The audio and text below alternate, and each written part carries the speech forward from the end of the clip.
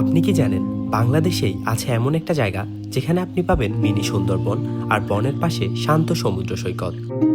মাত্র ১,০০০ টাকায় একদিনেই ঘুরে ফেলতে পারবেন এমন একটা সুন্দর জায়গা যেখানে আপনি পাবেন এমন ট্রি হাউস, গ্রাসল্যান্ড, খেজুরের রস, পাখির ডাক, হরিণ আরও নানা রকম প্রাণী।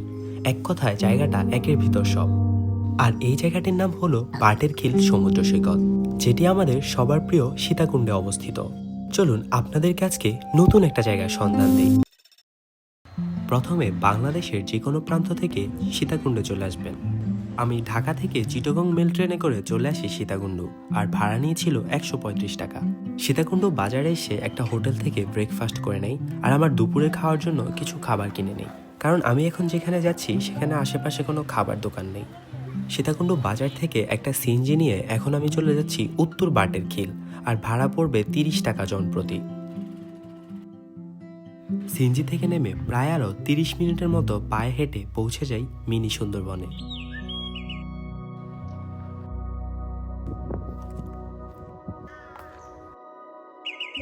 হাঁটতে হাঁটতে এত ভিতরে চলে আসছি, এখন আমি যে আমার ব্যাগ কোথায় রাখছি ওইটাই খুঁজে পাচ্ছি না।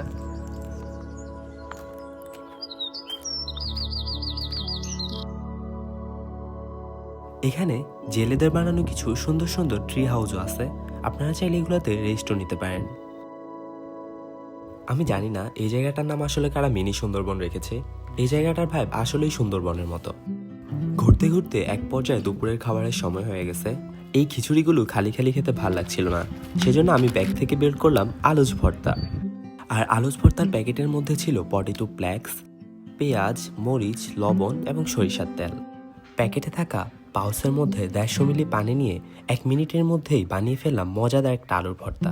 আর এই আলুচ ভর্তার টেস্ট আসলেই অনেক ভালো ছিল।